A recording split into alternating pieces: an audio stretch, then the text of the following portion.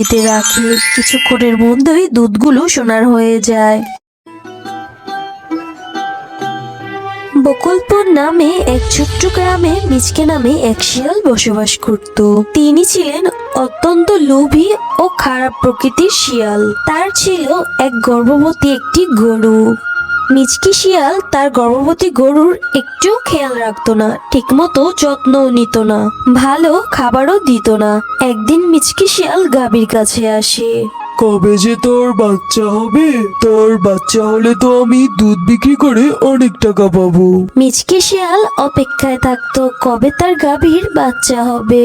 কিছুদিন পর গাভীটির এক ফুটফুটে সুন্দর বাচ্চা হয়।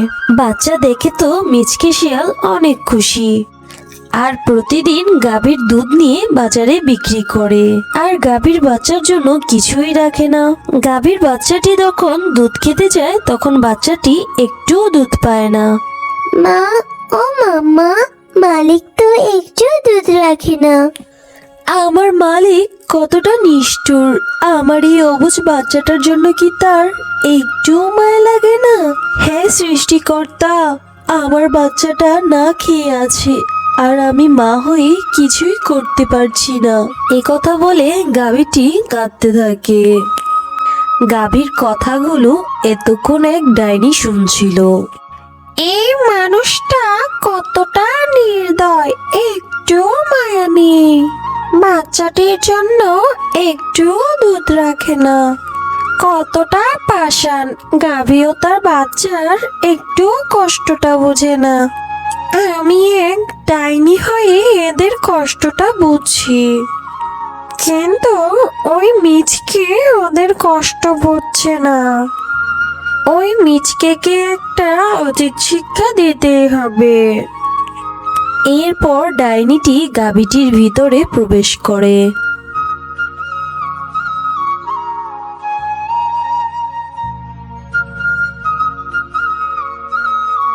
পরের দিন মিচকে দুধ দোয়ানোর জন্য আসে। সে যখন দুধ দোয়াচ্ছিল তখন দেখলো দুধ না, রক্ত বের হচ্ছে। এ দেখে মিচকি শিয়াল অনেক ভয় পেয়ে যায়। হ্যাঁ সৃষ্টিকর্তা, এসব কি হচ্ছে? দুধের বদলে রক্ত কেন? বাচ্চাটাকে ছেড়ে দিয়ে দেখি তো। এরপর মিচকে বাচ্চাটাকে ছেড়ে দেয়। বাচ্চাটা গাভীর কাছে যেয়ে দুধ খেতে থাকে। তখন গাভী রক্ত না, দুধ দিতে থাকে। এ দেখে মিচকি শিয়াল অনেক ভয় পেয়ে যায়, আর সে ওখান থেকে চলে যায়।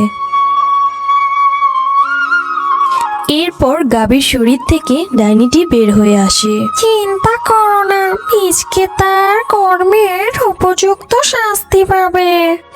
তোমাকে অনেক ধন্যবাদ, আজ তোমার জন্য আমার বাচ্চাটা খেতে পারলো। এরপর ডাইনি চলে যায়।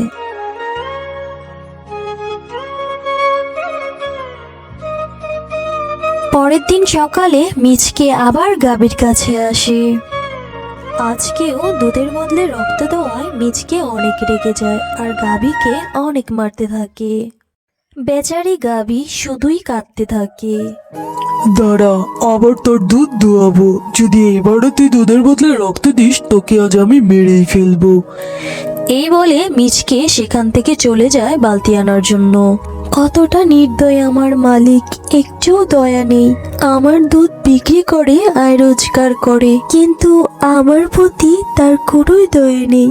হে সৃষ্টিকর্তা, আমার মতো কষ্ট যেন আর কোনো পশুর না হয়। ঠিক তখনই ডাইনিটা গরুটার সামনে আসে।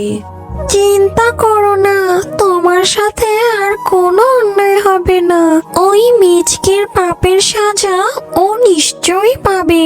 এরপর ওই ডাইনিটি গাভীটির উপর মায়া করে আর ওখান থেকে চলে যায়। কিছুক্ষণ পর মিচকে আসে আর গাভীর দুধ একটি বালতিতে রাখে। কিছুক্ষণের মধ্যেই দুধগুলো সোনার হয়ে যায়। আর মিচকে দেখতে থাকে যে গাভীর গোবরও সোনার হয়ে যাচ্ছে। আরে এ কি এত সোনা! সৃষ্টিকর্তা মনে হয় আমার কষ্ট দূর করার জন্যই এত কিছু করেছে। যাক বাবা, ভালোই হয়েছে। এবার আমি সোনাগুলো বিক্রি করে অনেক ধনী হয়ে যাব। এরপর মিচকে সব সোনা একটা থলিতে ভরে সেটা বাঘমামার কাছে নিয়ে যায় বিক্রি করতে। মিচকে সব সোনা নিয়ে বাঘমামাকে দেয়। বাঘমামা সব সোনা দেখে রাগে মিচকেকে বলে, আমায় বোকা পেয়েছিস? নকল সোনা দেখিয়ে বলছিস আসল সোনা? দাঁড়া, এক্ষুনি বুঝাচ্ছি নকল সোনা দেওয়ার পরিণাম। এরপর বাঘমামা মিচকেকে একটি লাঠি দিয়ে পিটাতে থাকে। মার খেয়ে মিচকে সেখান থেকে পালাতে থাকে। আমার ভুলের জন্যই আজকে আমি শাস্তি পেলাম। আমার লোভ বেশি দেখে সৃষ্টিকর্তা আমাকে শাস্তি দেওয়ার জন্যই এসব করেছে, না হলে সোনা নকল কি করে হলো?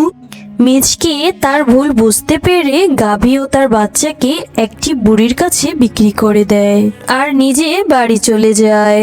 এদিকে বুড়ি গাভী ও তার বাচ্চার খুব ভালোভাবে যত্ন নিতে শুরু করে, ঠিকমতো খেতে দেয় আর ভালোভাবে গাভীর খেয়াল রাখে। এসব দেখে ডাইনিও খুশি হয়ে যায়। গাভী তার বাচ্চার সাথে এখানেই ভালো থাকবে। আর আমি যখন জীবিত ছিলাম তখন আমিও এই গাভীর মতো আমার বাচ্চাকে আগলে রাখতাম। এসব বলে ডাইনি সেখান থেকে চলে যায়।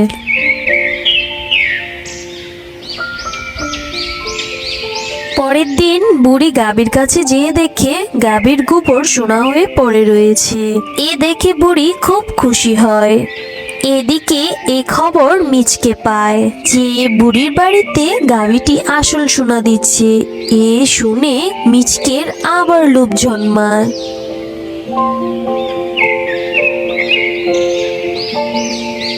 সে প্রতিদিন রাতে বুড়ির বাড়িতে যায় আর সব সোনার গোবর সেখান থেকে চুরি করে নিয়ে এসে সেখানে সাধারণ গোবর রেখে দিয়ে যায়।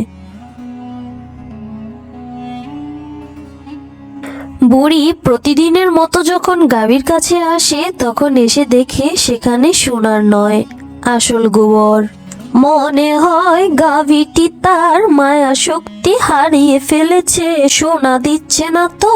কি হয়েছে, আমার কাছে তো গাভী ও তার বাচ্চা রয়েছে। এভাবে প্রতিদিন মিচকে বুড়ির আসল সোনার গোবর চুরি করে নিয়ে সাধারণ গোবর রেখে যায়। আমায় কিছু একটা করতে হবে, মালিক ভুল করছে। এইদিকে বুড়িমা আমার কত খেয়াল রাখে, তাই তার জন্য আমার কিছু একটা করতেই হবে। তারপরের দিন মিচকে যখন সোনার গোবর নিয়ে পালাচ্ছিল তখন গাভীটি মিচকেকে লাথি দিয়ে ফেলে দেয় আর মিচকে মাটিতে পড়ে যায়। তাহলে তুমি কি প্রতিদিন সোনার গোবর নিয়ে যে এখানে সাধারণ গোবর রেখে যাও? তুমি বাবা এতটা লোভী? বুড়িমা, আমি আপনার কাছ থেকে গাভী আর বাচ্চা বিক্রির পয়সা নিয়েছি, গোবর বিক্রি করার কোনো পয়সা নেইনি। আর তুমি তো আলাদা করে গোবরের কোনো পয়সাও দাওনি। আমার গোবর চাই না, তুমি ওগুলো নিয়ে যাও। মিচকে যখনই এই সোনার গোবরগুলো নিয়ে যেতে থাকে তখনই তার সামনে ডাইনি আসে। তুই একটা অমানুষ, তুই কখনোই শুধরাবি না, তাই তোকে এবার কঠিন শাস্তি দিতে হবে। তারপর ডাইনি গাভী আর গাভীর বাচ্চার দায়িত্ব বুড়িমাকে দিয়ে মিচকেকে নিয়ে চলে যায়। এরপর থেকে মিচকেকে আর কখনোই দেখা যায়নি। হ্যালো বন্ধুরা, গল্পটি ভালো লেগে থাকলে চ্যানেলটি সাবস্ক্রাইব করে দিবেন এবং পাশে থাকা বেল আইকনটিতে প্রেস করে আমার পাশেই থাকবেন। ধন্যবাদ।